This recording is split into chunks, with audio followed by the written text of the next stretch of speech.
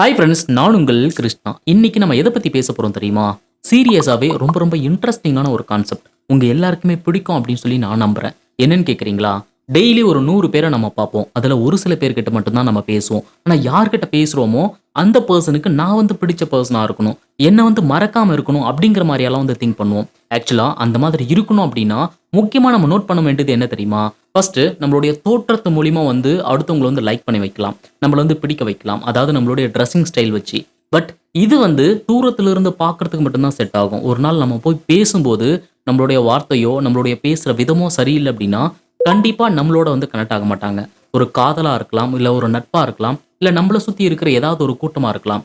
இது எல்லாமே நமக்கு பிடிச்ச மாதிரி இருக்கணும். அதாவது அந்த கூட்டத்துக்கு நான் ஒரு பிடிச்ச பர்சனா இருக்கணும், என்ன மறக்காம இருக்கணும் அப்படின்னா அது எல்லாத்துக்குமே மெயினான ஒரு ட்ரிக் இருக்கு. அதுதான் ஸ்பீக்கிங். நம்ம எந்த மாதிரி பேசுறோம் அப்படிங்கிற விதத்தை பொறுத்து தான் நம்ம கூட கடைசி வரைக்கும் கனெக்ட் ஆகுவாங்க. அந்த மாதிரி அவங்களுக்கு பிடிச்ச மாதிரி நம்ம எப்படி நடந்துக்கணும், எப்படி பேசினா நம்மள எல்லாருக்கும் பிடிக்கும் அப்படிங்கிற ஒரு ட்ரிக்கை பத்தி தான் இந்த வீடியோவில் தெளிவாக தெரிஞ்சுக்க போறோம். நிச்சயமா இது எல்லாருக்குமே தேவைப்படும். இந்த வீடியோவை அப்படியே ஃபாலோ பண்ணுங்க. Number 1, introduce your self. அதாவது ஒரு பர்சன் கிட்ட நீங்க பேசுறீங்க, அந்த பர்சன் உங்ககிட்ட ஃபர்ஸ்ட் டைம் பேசுறாங்க அப்படின்னா உங்களுடைய நேம் இருக்கு பாத்தீங்களா, அந்த நேம் ரொம்ப அழுத்தம் சொல்லுங்க. அதுதான் அவங்களுடைய மனசுல ஸ்ட்ராங்கா பதிய ஆரம்பிக்கும். நெக்ஸ்ட், அந்த பர்சன் கிட்ட நீங்க பேசும்போது அவங்களுடைய பேர் என்னவோ அதை ஃபர்ஸ்ட் கேட்டு தெரிஞ்சுக்கோங்க. ஒவ்வொரு டைம் பேசும்போதும் அவங்களுடைய நேம் சொல்லி சொல்லி பேசுங்க. ஆக்சுவலா இது ஒரு ட்ரிக் என்ன அப்படின்னா, பொதுவாகவே நம்மளுடைய நேமுக்கு அந்த அளவுக்கு வேல்யூ அப்படிங்கிறது இருக்கு. அந்த பர்சனை மச்சான் மாப்பிள்ள அப்படின்னு சொல்லி பேசுறத விட அவங்களுடைய நேமை சொல்லி பேசும்போது நம்மள ரொம்ப நேரத்துக்கு ஞாபகத்தில் வச்சுப்பாங்க. அதே மாதிரி நாம அவங்களுக்கு பிடிச்ச பர்சனா மாறுறதுக்கும் அவங்களுடைய பேரு சொல்லி பேசும்போது நாம அவங்களுக்கு ரெஸ்பெக்ட் கொடுக்குறாங்க அப்படிங்கிற மாதிரி திங்க் பண்ண ஆரம்பிப்பாங்க. ஸோ யாரா இருந்தாலும் சரி உங்ககிட்ட பேசும்போது அவங்க கிட்ட அவங்களுடைய நேமை சொல்லி பேசுங்க. இது நீங்க ஃபர்ஸ்ட் டைம் பேசுற ஒரு பர்சனா இருந்தாங்க அப்படின்னா, இல்ல 2-3 டைம் அட்டன் பண்ணிட்டீங்க, அவங்க கிட்ட பேசிருக்கீங்க அப்படின்னா அவங்க கிட்ட ஒரு ஹாய் சொல்லிட்டு ஸ்டார்ட் பண்ணும்போது நீங்க நிறைய பேசாம அவங்கள பேச விடுங்க. ஸோ எப்பவுமே இந்த உலகத்துல பாத்தீங்க அப்படின்னா அவங்களுடைய கதையை சொல்றதுக்கு நிறைய பேர் காத்துட்டு இருக்காங்க. பட் இன்னொருத்தவங்க சொல்ற கதையை கேட்கறதுக்கு யாருமே இங்க ரெடியா கிடையாது. ஸோ அதனால அவங்கள பேச விடுங்க. நீங்க ஜஸ்ட் லிசன் பண்ணக்கூடிய ஒரு பர்சனா இருங்க. இந்த மாதிரி பண்ணும்போது நீங்க அவங்களுக்காக டைம் ஸ்பெண்ட் பண்றீங்க அப்படிங்கிற மாதிரி நினைக்க ஆரம்பிப்பாங்க. இதனால உங்களை அவங்களுக்கு பிடிக்கிறதுக்கு நிறையவே சான்சஸ் இருக்கு. நம்பர் 2, சம்பந்தம் இல்லாத சில வார்த்தைகளை பேசும்போது எங்கேயுமே யூஸே பண்ணாதீங்க. அவங்க அந்த வார்த்தையை பேசினா அதுக்கு நீங்க ரிப்ளை பண்ணலாம், இல்ல ஒரு விஷயத்த சொல்றாங்க அப்படின்னா அதை நீங்க டெவலப் பண்ணி பேசலாம். பட் சம்பந்தமே இல்லாம அதை பத்தி அவங்க பேசியிருக்கவே மாட்டாங்க. அந்த மாதிரி இருக்கும்போது நீங்களே ஒரு விஷயத்த கிரியேட் பண்ணி பேச ஆரம்பிக்கிறீங்க அப்படின்னா அது ரொம்ப தவறுதலான ஒரு விஷயமா இருக்கும். தேவையில்லாம நம்மளுடைய பர்சனல்ல இன்வால்வ் ஆகுறாங்க அப்படிங்கிற மாதிரி திங்க் பண்ண ஆரம்பிப்பாங்க. மோஸ்ட்லி எப்பவுமே நம்ம கூட எந்த அளவுக்கு க்ளோஸா பழகிட்டு இருந்தாலும் சரி, அந்த மாதிரி பர்சன் கிட்ட கூட உங்களுடைய பர்சனலை பத்தி தெரிஞ்சுக்கிற விஷயத்த டோட்டலாக அவாய்ட் பண்ணிக்கோங்க. உங்களுடைய சேலரி என்ன அப்படின்னு கேட்கறது, உங்களுடைய ஃபேமிலியில எப்படி நீங்க ரன் பண்றீங்க, எந்த மாதிரி எல்லாம் இருக்கு, ஃபேமிலியில ஏதாவது பிரச்சனை, அந்த மாதிரி நிறைய இன்வால்வ் ஆகுற மாதிரி ரொம்ப டீப்பா போற மாதிரி பர்சனலான விஷயங்களை நீங்க நோண்ட ஆரம்பிச்சிங்க அப்படின்னா கண்டிப்பா அந்த கான்வர்சேஷன் கட் ஆகிறதுக்கு நிறைய சான்சஸ் இருக்கு. ஏன் தெரியுமா? இந்த உலகத்துல யாருமே தன்னுடைய பர்சனலை ரொம்ப எல்லாருக்கிட்டையும் வெளிப்படையா சொல்ல மாட்டாங்க. ஒவ்வொருத்தருக்கும் ஒரு தனிப்பட்ட பர்சனல் அப்படிங்கிறது இருக்கு. அந்த மாதிரி விஷயத்த தோண்டி பார்க்கும்போது இந்த பர்சன் நமக்கு சரியில்லை, இந்த பர்சன் கூட நம்ம கான்வர்சேஷன் வச்சுக்க கூடாது அப்படிங்கிற மாதிரி திங்க் பண்ண ஆரம்பிப்பாங்க. எப்பவுமே அவங்களுடைய பர்மிஷன் இல்லாம அவங்க ஒரு விஷயத்த ஸ்டார்ட் பண்ணாம உங்களுடைய பர்சனல் பத்தி பேசவே பேசாதீங்க.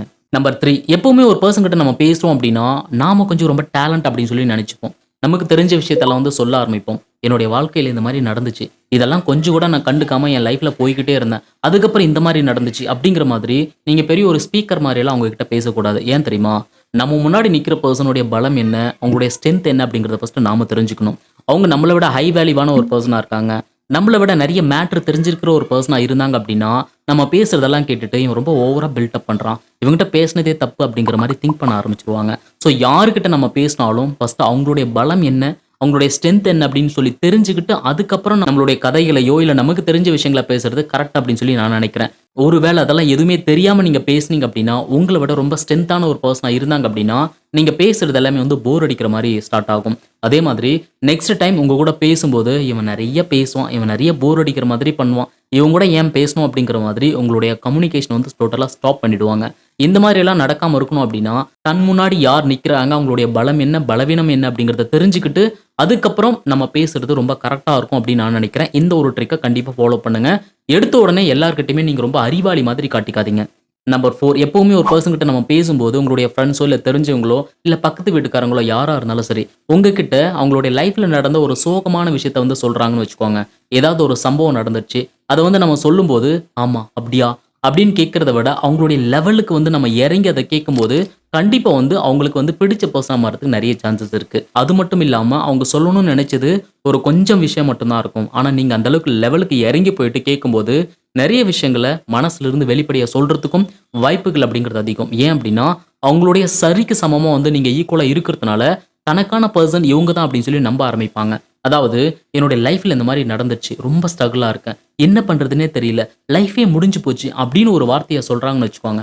விடு விடு பார்த்துக்கலாம். அப்படிங்கிற மாரி உங்களுடைய டோன் இருந்துச்சு அப்படின்னா, உங்ககிட்ட ஏன்டா சொன்ன அப்படின்னு சொல்லி யோசிக்க ஆரம்பிச்சுருவாங்க.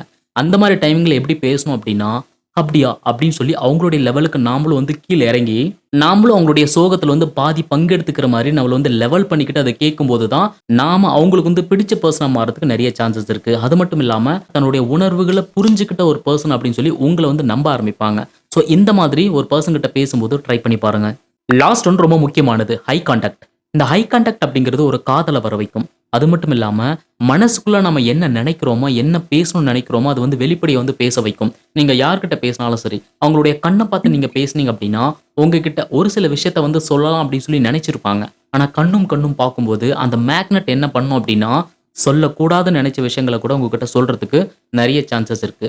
அது மட்டும் இல்லாம, உங்கள கண்ணும் கண்ணும் பார்த்து பேசும்போது, நம்மள வந்து நம்ப ஆரம்பிக்கிறாங்க. நம்ம ஒரு ஸ்ட்ராங்கான ஒரு பெர்சன், ஒரு ஹை வேல்யூவான ஒரு பெர்சன் அப்படிங்கிற மாதிரி அடுத்த பெர்சனுக்கு இந்த ஹை கான்டாக்ட் வந்து புரிய வைக்குது. ஸோ இந்த ஐ கான்டாக்ட் அப்படிங்கிறது ரொம்ப ஸ்ட்ரென்த்தானது அப்படின்னு கூட சொல்லலாம். உங்களும் ரொம்ப வேல்யூவாவும், ரொம்ப மெச்சூரிட்டியான ஒரு பெர்சனாவும் காட்டுறதுக்கு சான்சஸ் இருக்கு. ஸோ யார்கிட்ட பேசினாலும் உங்களுடைய கண்ண பார்த்து பேசுங்க. இது அந்த கம்யூனிகேஷன டெவலப் பண்றதுக்கும், உங்கள அவங்களுக்கு பிடிக்கிறதுக்கும் ரொம்ப சான்ஸ் இருக்கு அப்படின்னு கூட சொல்லலாம். நெக்ஸ்ட் என்ன அப்படின்னா, ரெஸ்பெக்ட். கொஞ்சம் ரெஸ்பெக்ட் குடுத்து பேசுங்க. அது யாரா இருந்தாலும் சரி. இந்த உலகத்துல இருக்கிற ஒவ்வொரு பெர்சனும் அடுத்த பெர்சன் கிட்ட எதிர்பார்க்கிற விஷயம் என்ன தெரியுமா? ரெஸ்பெக்ட். ஸோ இந்த ரெஸ்பெக்ட் தான் பார்த்தீங்க அப்படின்னா, எல்லாரோட வேல்யூ வந்து அதிகரிக்கும். அந்த ரெஸ்பெக்ட் அப்படிங்கிறது 4 பேர் முன்னாடி நமக்கு கிடைக்குது அப்படின்னா, அந்த இடத்துல நான் ரொம்ப ஹை வேல்யூவான ஒரு பெர்சன் அப்படின்னு சொல்லி மனசு ஆட்டோமேட்டிக்கா வந்து சந்தோஷப்பட்டுக்கும். ஸோ அதனால நீங்க யார்கிட்ட பேசினாலும் இந்த ரெஸ்பெக்ட் குடுத்து பேசுங்க. இந்த விஷயங்கள் எல்லாம் நீங்க சரியா ஃபாலோ பண்ணும்போது, ஆட்டோமேட்டிக்கா நீங்க அவங்களுக்கு பிடிச்ச பெர்சனா மாறதுக்கு சான்சஸ் இருக்கு. அது மட்டும் இல்லாம, நம்ம எப்படி பேசுறோம், எப்படி அணுகுறோம், நம்மளுடைய பேச்சு எப்படி இருக்குங்கிறத பொறுத்து தான் நம்மளோட வந்து ஒரு ஃப்ரெண்டா இருந்தாலும், ஒரு காதலா இருந்தாலும், இல்ல நம்மள சுத்தி இருக்கிற ஒரு கூட்டமா இருந்தாலும், ரொம்ப தூரத்துக்கு டிராவல் பண்றதுக்கு இந்த கம்யூனிகேஷன் அப்படிங்கிறது ரொம்பவே வைக்கும். இது எங்கேயுமே வந்து மிஸ் பண்ணாம நான் சொன்ன இந்த 5 ட்ரிக்கையும் கரெக்ட்டா உங்களுடைய லைஃப்ல வந்து நீங்க ஃபாலோ பண்ணி பாருங்க. நீங்க யார்கிட்ட பேசினாலும் சரி, கண்டிப்பா அந்த பெர்சனுக்கு நீங்க ஒரு பிடிச்ச பெர்சனா இருப்பீங்க. உங்கள வந்து லைஃப்ல எப்பயுமே மறக்காம இருப்பாங்க. இது எல்லாத்துக்குமே நான் சொன்ன இந்த லிஸ்ட் எல்லாம் கண்டிப்பா சப்போர்ட்டிவா இருக்கும். இந்த மாதிரி ஒரு நல்ல வீடியோவோட நெக்ஸ்ட் உங்கள நான் சந்திக்கிறேன். அதுவரைக்கும் உங்களிடமிருந்து விடைபெறுவது நான் உங்கள் கிருஷ்ணா.